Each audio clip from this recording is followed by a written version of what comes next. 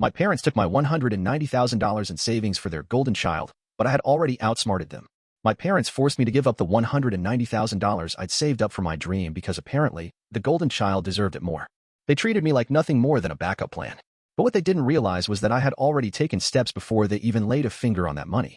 Hey, Reddit, I was always the second choice in my family. The invisible daughter. The plan B. My younger sister Sarah was the golden child from the moment she was born, while I got polite nods and lukewarm praise.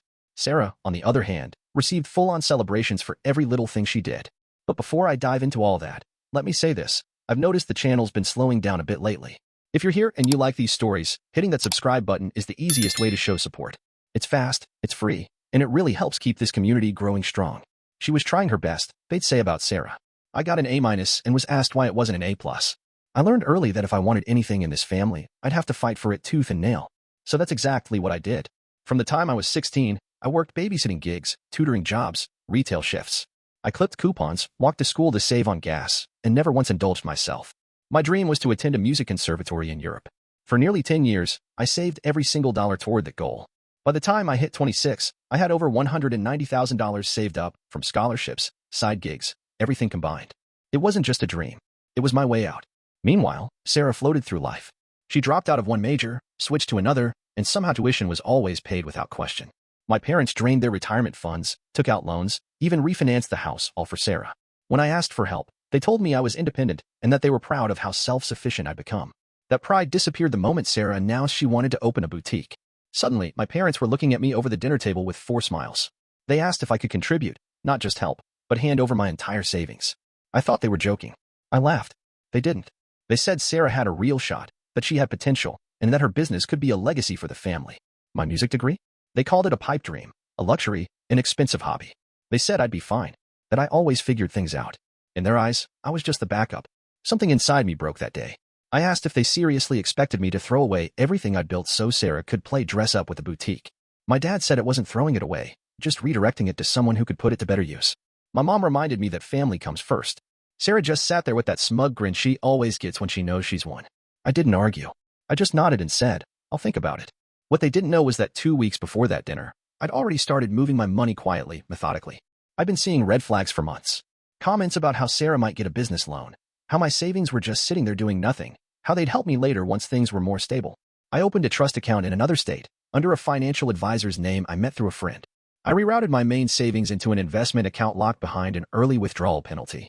I closed the old bank accounts I'd had since high school, making that $190,000 totally out of reach for them. But I kept playing along. I let them think I was considering their request. I'd say things like, I'll need some time, or maybe we can split it. It bought me enough time to secure everything. Then came the intervention. Yeah, an actual intervention. One Saturday morning, I came home to find my entire extended family gathered in the living room, aunts, uncles, cousins. My parents stood up front like they were putting on a show. Sarah sat beside them, dabbing her eyes like she was the victim. They said they were worried about my selfishness, accused me of being vindictive, and claimed I was ruining Sarah's chance to build something meaningful. They passed around pictures of the boutique's proposed design, business plans, and testimonials from friends praising her fashion sense. My aunt even said, "You're holding the whole family back." I didn't cry. I didn't yell. I just stood there and listened. Then, right in front of all of them, I said, "You're right. You deserve to know what I've done." Sarah's dream was supposedly so important. So, yeah, I gave it all away. The room went silent except for gasps. My mom actually grabbed her chest like she was about to faint. Sarah jumped up, eyes wide. "What do you mean? Gave it away?" she demanded. I just shrugged and said, "I moved the money. It's gone. Not stolen, not spent, just shifted somewhere none of you will ever find it." I told them I'd already enrolled in a conservatory program overseas, starting in 2 months. Everything was paid for up front, visa secured, housing arranged. And since I was the backup anyway, I figured no one would even notice if I left. The room fell completely still, like the air was sucked out. My dad was the first to break the silence. He demanded I undo it, called me impulsive, vindictive, said I was hurting the family. I told him the family never once cared about hurting me. That night, I packed my bags and left. I moved into a friend's guest room while I got ready to leave the country. My mom called me 23 times in the first week. My dad sent emails dripping with guilt and passive aggression. Sarah? She put up a GoFundMe with a tearful story about betrayal, how her dreams had been stolen from her. She raised $312. That was 2 months ago. Right now, I'm writing this from a tiny apartment in Vienna, sipping coffee after an early morning rehearsal. My days are full of music, passion, and peace. I'm surrounded by people who value art, who see worth beyond just money. For the first time ever, I don't feel like the backup. But something tells me this isn't over. I got an email this morning. Apparently, my parents just found out their house is tied up in Sarah's failed boutique loan. She already defaulted, and now they want my help again. They still have no idea what I've done next. The email was short, formal, and surprisingly polite at first glance. Hi, sweetheart. We hope you're doing well in Europe. We heard about Sarah's loan troubles. We'd like to talk about some options for assistance. Please let us know when you can call. Love, Mom and Dad. I didn't reply. 2 days later, a second email came through, less polite this time. Sarah is going through a very difficult time, and it's affecting all of us. We know you have the means to help, and we think it's the right thing to do. Family comes first. Please don't ignore us. Still, no reply from me. Then came the third message, no greeting, no niceties. You're being selfish. Sarah is facing bankruptcy, and we're on the verge of losing the house. You're not the only one with dreams. We raised you. You owe us. That line hit me hard. Not because it was true, but because it reminded me exactly who they were. People who only showed up when they needed something. People who never saw me unless I was useful. I remembered every forgotten birthday. They skipped my piano recitals. They missed nights when I studied late by candlelight because they wouldn't fix the power fuse in my room. I remembered Sarah crashing my car, then blaming me for letting her borrow it. I remembered being told I was just more stable, that I'd understand. While Sarah took a vacation to Bali for graduating late, I remembered all of it. So I wrote back. I said, I get that things are hard right now, but you made it very clear I wasn't a priority. You mistook my silence for weakness. You assumed I'd always be the backup plan. I'm not. I'm living the life I built, without any help from you. And I'm not about to give it up to fix your mistakes or Sarah's bad decisions. I hope you figure things out, but this time, I'm not part of the solution. I hit send and leaned back, breathing deep, feeling years of weight lift off my chest. Within an hour, my phone rang. A video call from Sarah. I don't know why I answered. Curiosity, maybe closure. Her face appeared, red-eyed and full of fake tears. She started with the same old song and dance. We're sisters, blood. How can you be so cold? I let her talk. Then I asked one simple question. What did you do with the $75,000 loan you got from the bank? She blinked, clearly caught off guard. Like she couldn't believe what I just said.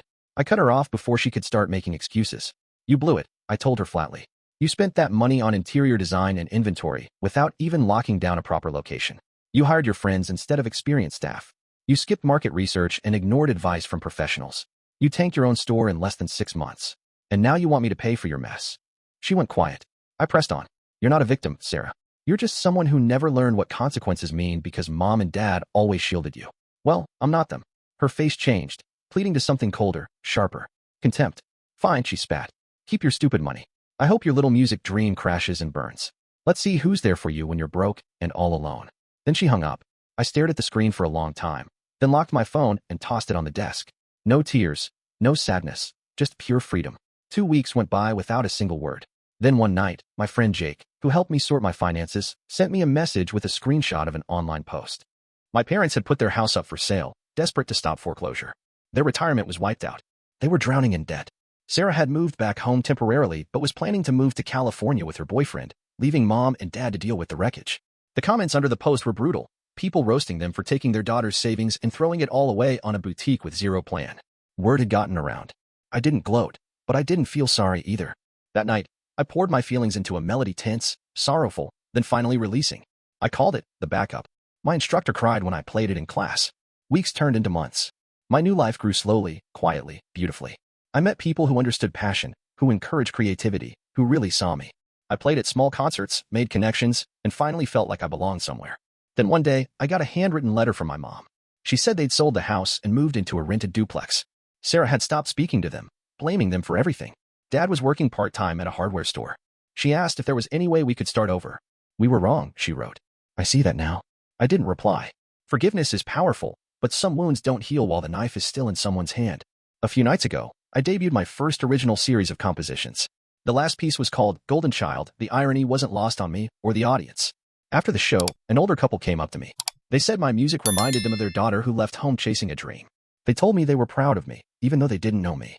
I smiled, blinked back a tear, and thanked them. Because sometimes, what you lose isn't as important as what you gain when you finally choose yourself. And by choosing me, I stopped being just the backup. I became the headline.